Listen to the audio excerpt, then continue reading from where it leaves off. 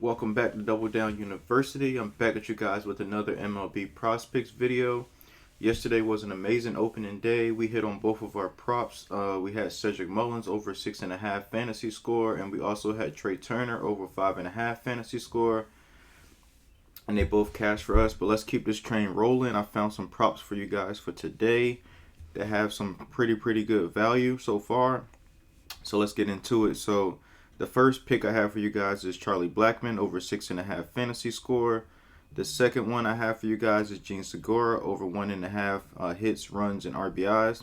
And then last but not least, Christian Walker over 5.5 fantasy score, or hitter fantasy score. All right, so Charlie Blackmon. So let's get into him. So Charlie Blackmon has had excellent success against this pitcher that they're going up against, which is Mr. Nick Martinez. And so for his career against Nick Martinez, he is batting 417, and the normal standard batting average is like 300. If you're above a 300 batting average, you're a really good hitter. But head to head, he is a 417 batting average, and he has a slugging percentage of 833. Normally, the standard slugging percentage, like anything above like 500 is really good. Like 650 is like elite, so he's batting at an elite level against Nick Martinez. As you will see, that is a theme throughout the picks that I have for you guys today, is a really high slugging percentage. And basically what slugging percentage is just the total bases divided by at bat. So it basically describes how many total bases you will get per at bat, or you're expected to get per at bat. And these guys' numbers are really high. So let's look into it. So Charlie Blackmon, the reason why I like this is I went back and did some digging on his fantasy score over the past, basically every start that he's played against Nick Martinez. I went through all of these matchups, and I'll kind of look over towards my notes to kind of tell you some of these stats and stuff that I found. So with Charlie Blackmon, he has went over this 6.5 fantasy line 5 out of the 7 times he's played Nick Martinez. But the thing that to note too, that you have to dig a little bit deeper into just looking at just his game log against Nick Martinez, you have to look at the full total, the game in its totality, because as you can see, he most of the time he's only facing him one time through the order, and then sometimes he's facing him 3 times. But in this whole totality of the game, because that's what you're going to get graded on, is the full game. So in those full games, he's went over 5 out of 7 times, as I previously stated, and in 4 out of those 5 games that he's went over, he's had a fantasy score of 10 or more. So June 6th, he's had a fantasy score of 10 plus. June 7th, he's had a fantasy score of 13.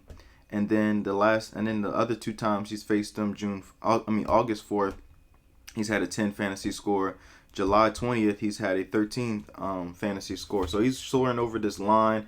And the only 2 times that he's missed this line, or actually the one time that he's missed this line, he had a 5 fantasy score. So, that's really bodes really well for him in this matchup. And then another thing to take into note too, I think I pretty much talked about this yesterday on the video about just the new rules and how everything is set up. And yesterday was kind of cool to sit back and observe like the new rules and how everything is going to play out throughout the season. To be honest with you, I love it. I think it's going to be more offense this year. It's going to show more athleticism as far as like the shortstops, the outfielders, because they're not able to shift a lot more like they used to in the past, where it didn't really require athleticism when you have 4 people in outfield, or 4 people, 5 people on infield, things of that nature, to kind of mess around with the shifts. But what I talked about yesterday is that the shift being non-existent will help a lot of left-handed hitters as opposed to right-handed hitters, because they normally tend to shift left-handed hitters more so. And then like with this graphic I kind of show you guys, so where my cursor is, normally how they would play left-handed hitters is they will basically, where my cursor is, this little hole right here through the first and second base gap, they will have like a second baseman play like a shallow right field, and they'll have him just sitting here. So every time that Blackmon will hit the ball through this little gap, it will be an out as opposed to a hit. Now, because of the shift where all 4 infielders have to be, where my cursor is, they have to be on the edge of the dirt. They can't be on the edge of the grass. They have to have both feet on the edge of the dirt at all times. So I think this will open up a lot of hits for him. And then, if you guys watched the game yesterday, I think he probably had like 2 or 3 hits yesterday, just easily because of this new shift change. So I really love him in the spot, especially with the shift boost in our advantage, where they can't shift him to where they're in that gap. So I really love Charlie Blackmon in this spot as well. And then Nick Martinez, he's an okay guy. Like, he's not a big K rate guy, and then he also is so red means great, and then blue means like really bad or poor. So he's in the 30th percentile in walk percentage. So he does walk a lot of people, and that's a good, and that bodes well for our fantasy score, because a walk is 2 fantasy points, and then if he comes around and score, that's 4. So he can easily just get 4 fantasy points off of just getting walked and score. And then if he has a single as well added onto that, he should soar over that line of 6.5. So I really like him. And then another thing that make me like Charlie Blackmon a lot more too is that he is not a big strikeout guy. Like, he's not a big. Well, a lot of these stats is from this year, so you don't have too big of a sample size. But I'm gonna scroll down and show you guys last year. Let's see. Where is it? So as you can see right here, these percentile rankings for last year. So last year, he wasn't a great walk person, but he has an amazing K rate, meaning like he doesn't strike out a lot. So he really is a patient hitter. He has speed, as you can see. He's 63rd percentile in speed, so he's really good where he can steal a bag. That's a 5 bonus, as I talked about yesterday. That's an easy 5 bonus points for your fantasy score if you can steal a bag. He has really good expected batting average. So with the expected batting average, it's kind of like your batting average, and you have your expected batting average on what you should be, like over a course of the season, what you're expected to bat at, or have an expected batting average, as I should say. So I really like him in this spot as well. Moving on to Mr. Gene Segura. So Gene Segura, he's facing off against is it Drew Peterson?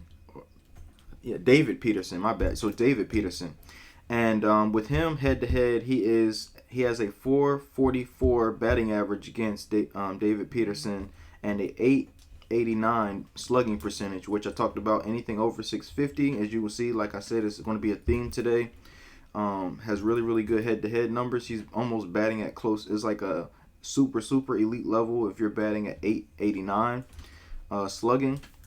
And then in his matchups, as I pull up on the screen too, I kind of dug deeper in all of these matchups with both of these guys, or all 3 of these guys. So in these 5 matchups against Peterson, or games that he started, as you can see, he's had 2 plate appearances or more against Peterson. He's had 4 hits out of those 5 appearances. But also in the totality of the game, he has had on August the 20th, he's had 2 hits. On April the 11th, he had 1 hit. April the 14th, he had 2 hits, and he scored a run, so that was well over. And then on the April the 7th, he had a bad game. He had a stinker of a game, so he only had 0 hits. He went 0 for 4. And then September 7th, he had 4 hits, 5 RBIs, and 2 runs, so he cleared it by a whole lot. So he was 3 for 5 in the matchups against David Peterson. But you can't ignore his batting average and his slugging percentage against David Peterson. And, most of these stats, like just head-to-head, is just to basically ensure that they're getting full value in their full 4 or 5 at-bats that they have. Because if they're going to be facing this pitcher twice through the order, you want to at least have them to have good numbers where they're able to get a hit and be able to get off to a good early start against them. And then they'll probably, let's say later on in the game, a situation may arise where he gets a potential RBI spot where it might be a runner on second or third base, where he can easily bat him in if it's like a 1 out or no out, where he can just hit the ball into the outfield and be able to have that as a sacrifice runner, where a sacrifice fly, where he hits the ball into the outfield and the runner from third base tags and scores. So it's different scenarios that I really like in this matchup with them. I really like the Marlins lineup so far this year. They're pretty solid. They didn't have a great game yesterday, but I expect them to bounce back because it's baseball and things happen. You're gonna have bad games, but it's just how you bounce back from it. But looking at his stats overall, let's go to hits. So Gene Segura, so he's here. So he's actually minus 250 odds to get one hit today. So that's one, and then he just has to either come around and score, or get an RBI, or score a run. And then on the full season last year, he had scored and run. No, he had an RBI in 28% of his games. So that's pretty good, especially depending on where he hits in the order. As far as his runs, he's 36%. Not too great, but I just have a feeling that and he's on a different team this year. He's not on the Phillies anymore, so you're playing for that new team, and he can score steal a bag if he wants to get in scoring position. So he has different ways to get to this. So I really like Gene in this spot as well. Peterson, he's okay. He's a good K person, but he also struggles with walks, so that could help us out too if he was to get walked. And let's say one of his guys in the lineup behind him can bat him in. So just be very cautious on looking at the lineup on who he has to protect him. And what I mean by that as protecting him is looking in the lineup and seeing if he has good enough hitters behind him in the order to be able to bring him around and score him. But I think yesterday, let me check. But yesterday, I believe he batted in the top of the lineup, the top half of the lineup, and that's where you really want your hitters to bat. It's like in that top 4 or 5 because they have capable players to be able to knock them in. So yesterday he played in the So yesterday he played in the 2-hole, so that's great. So he had Cooper protecting him. He had Jazz Chisholm, Jorge Solder, and Garcia and De La Cruz behind him to be able to score him. So I really like that as well. And then yesterday Cooper went 1 for 4. He scored a run, he had a home run, and he had 2 RBIs. So if Segura gets on base via a walk, and let's say Cooper knocks him in, and then Segura gets a hit later on down the line against the one of those bullpen pitchers, he should be able to go over this line as well. So I really like him in this spot. And then last but not least, Mr. Christian Walker. So he's going up against Dustin May, and then in his head-to-head against Dustin May, he has a 750 batting average and a 750 slugging percentage. So that is really good. And then in his 2 starts that Dustin May has made against Christian Walker, on September 21st, he had 10 fantasy points, and then September 10th, he had 10 fantasy points as well. So he soared over his line. His line is at 5.5.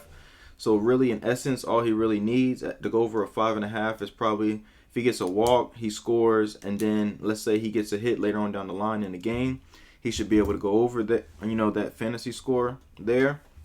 But the first time he played him, he had 2 RBIs and 2 hits. Then the second time he had a hit, and I think he did something later on in the game. I think he scored twice, if I'm not mistaken, later on in the game, because this just basically this game log just basically represents him batting against Dustin May, and doesn't, like I said, it doesn't show the totality of the game.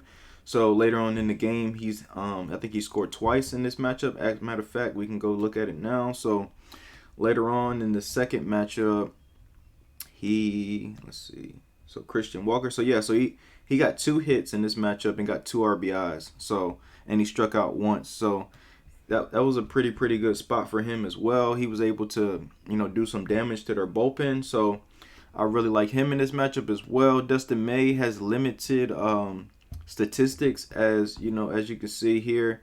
But most of his stuff is from last year. So he has excellent fastball velocity, spin, amazing. I think he's in the top. He's in a percentile by himself, in the 100th percentile with curveball spin and extension, meaning extension on his pitches to give that late life to his fastball, sinker, or slider. So he's predominantly a sinker ball, fastball, and cutter pitcher. He does occasionally throw a curveball, but not too often. As you can see, these percentages are how many percent of the time that he throws these pitches out of on a scale of 100%. So he's predominantly a sinker, fastball, and cutter. So let's go over and look at Christian Walker. So with his, I like to look at his run value. So run values, as I stated earlier, red means good, blue means not so good or poor.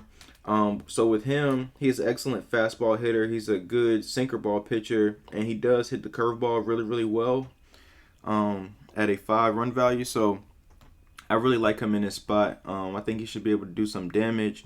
He's a right-handed hitter, so he doesn't get the luxury of that no shift boost. But then being a right-hander, they don't really shift you at all anyway. So I really, really like him in that spot as well. His splits, let's look at his splits. So Dustin May is I believe he's a right-hander. Yep, Dustin May is a right-hander, and Christian is a right-hander, so righty on right. Let's look at his platoon split. So he is against, but I think this is for this year. So let's go back to last year, give us a bigger sample size. So last year, going up against righties, he has significantly like worse splits against righties. As you can see, he has like a 30, about 30 some points batting average higher against lefties as opposed to righties. But that's not too significant. It's not like if he was batting 300 and something compared to 1 something the other side of the plate. So he doesn't have any drastic splits. But I just really like him in this spot. And then based on where he's hitting at, I think he bats 4th for them. Let me check where he batted. Yes, last night. So last night he batted, give me 1 second. Arizona, it was a late game. So last night he batted in I think the 4th hole, if I'm not mistaken. Yep. He batted in the 4th hole. So he's a cleanup hitter for them. So he should see plenty of opportunities to get RBI potential based on the players in front of him being able to create contact and get on base. And then with the new rule changes, I noticed that it's a whole lot more hits and a whole lot more runners on base. So it's up to these pitchers to be able to strand these runners on base more often than last year or the previous couple years. So I really, really like that. And so it's plenty of opportunities for RBIs and runs and things of that nature. So I really like him in this spot as well. He is also, one thing about him, he is kind of a strikeout risk most of the time. If he doesn't, he's one of those guys that's going to take a big swing at certain pitches. So keep that in mind. Let's go look at his StatCast numbers. I think, let's see what season. So last year. Okay, so last year, you see, like what I'm saying is he has a big whiff percentage on breaking pitches and off-speed pitches, but he's a really, really, really good fastball hitter. So I really, really like him in this spot as well. So those are my 3 for you guys. I have Gene Segura over 1.5 hits, runs, and RBIs. Christian Walker over 5.5 fantasy score, and Charlie Blackmon over 6.5 fantasy score. I appreciate you guys. Please like, comment, and subscribe, and I'll see you guys next time.